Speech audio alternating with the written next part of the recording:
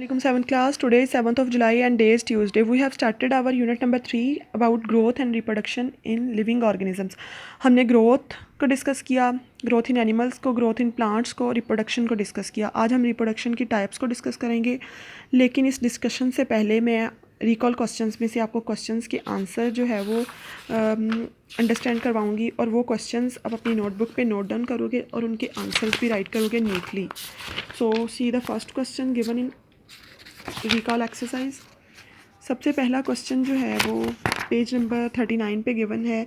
Differentiate between the growth of plants and animals. Plants और animals में जो growth होती है उसमें डिफरेंस लिखना है आपने. ग्रोथ को कल हमने डिफ़ाइन किया था. Growth is the increase in size of an organism that take place in two ways.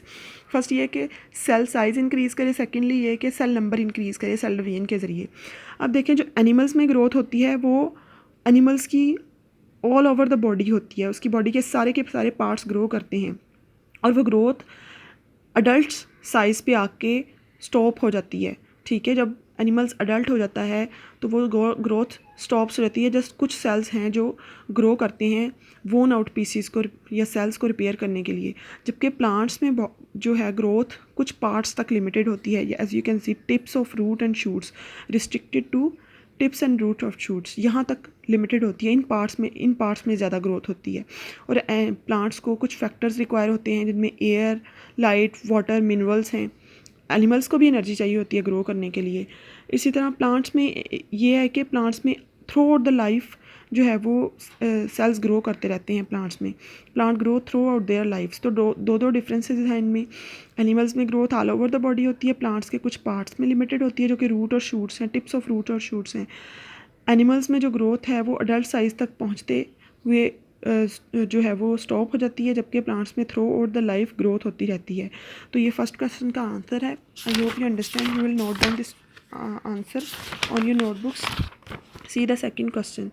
What is a reproduction? What type of organisms are produced by asexual reproduction? अच्छा, define asexual reproduction. इन question को address करने से पहले मैं next topic discuss कर लूँगी, reproduction in plants, जो कि कल भी डिस्कस किया था. इसको रिवाइज कर लेते हैं. रिप्रोडक्शन एक ऐसा बायोलॉजिकल प्रोसेस है जिसमें ऑर्गेनिजम्स न्यू इंडिविजुअल्स को प्रोड्यूस करते हैं, अपने ऑफस्प्रिंग को प्रोड्यूस करते हैं और उन ऑफस्प्रिंग के ज़्यादातर करैक्टरिस्टिक्स अपने पेरेंट्स से लेते हैं, इनहेरिट करते हैं, यानी अपने पेरेंट्स के जैसे होते हैं.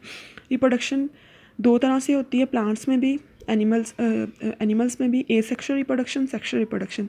Asexual means single parent. A means single parent, involves only one parent organism. एक ही पेरेंट होता है. All characteristics of this one parent are pass to all the offspring. उसके तमाम ऑफस्प्रिंग उसके बिल्कुल पेरेंट के जैसे होते हैं. एसेक्सुअल रिप्रोडक्शन में जो ऑर्गेनिजम्स पैदा होते हैं वो जेनेटिकली आइडेंटिकल होते हैं, यानी एक जैसे होते हैं, एक दूसरे की कॉपीज़ होते हैं, क्लोन्स होते हैं, एक दूसरे के बिल्कुल एक जैसे होते हैं. उनमें कोई डिफरेंसेस नहीं होते क्योंकि वो एक ही पेरेंट से प्रोड्यूस हुए होते हैं. Many organism reproduce asexually when conditions are favourable, when there is plenty of food, build up their numbers quickly. जब प्लेंटी ऑफ फूड, जैसे बैक्टीरिया है, अगर उसको अच्छा इन्वायरमेंट मिल रहा है तो वो 20 मिनट्स में 1 से 2 हो जाएंगे और वो जो दूसरा बैक्टीरिया होगा बिल्कुल अपने पेरेंट के जैसे होगा. सेक्सुअल रिप्रोडक्शन में 2 पेरेंट्स इन्वॉल्व होते हैं, 2 organism of the same species, और वो सेम, जैसे बिल्ली है, कैट है, तो वो कैट के साथ ही सेक्सुअल रिप्रोडक्शन के थ्रू कैट के बच्चे ही प्रोड्यूस करेगी. 1 मेल एंड 1 फीमेल.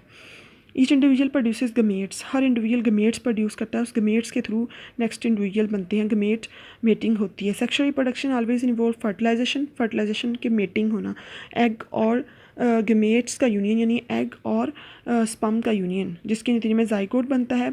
और जाइगोट से फिर new offspring receive some genes from each parent, यानी कुछ करैक्टरिस्टिक्स एक पेरेंट से लेता है, कुछ करैक्टरिस्टिक्स दूसरे पेरेंट से लेता है, इसलिए वो थोड़ा पेरेंट से डिफरेंट होता है. Each of the offspring is different from other offspring and the parents से डिफरेंसेस होते हैं. कुछ करैक्टरिस्टिक्स एक से इनहेरिट कर लिए, कुछ दूसरे से कर लिए, इसलिए डिफरेंसेस आ जाते हैं. और इसी तरह आपस में भी डिफरेंस होते हैं क्योंकि करैक्टरिस्टिक्स में वेरिएशंस आ जाती हैं. तो ये तो था एसेक्सुअल और सेक्सुअल रिप्रोडक्शन के बारे में. I hope you will understand and you will read from page number 29. Now will discuss question number 2 and 3 that you will note down on your notebooks given on page number 39.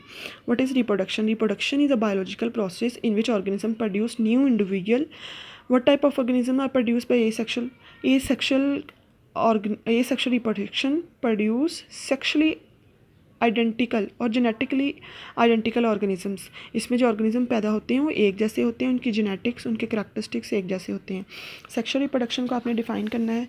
Sexual reproduction is the process in which two organism of same species as a result of fertilisation produce new offspring that are different from their parents. आप इसकी definition जो है वो glossary से भी देख सकते हो। I hope you understand the lectures of today.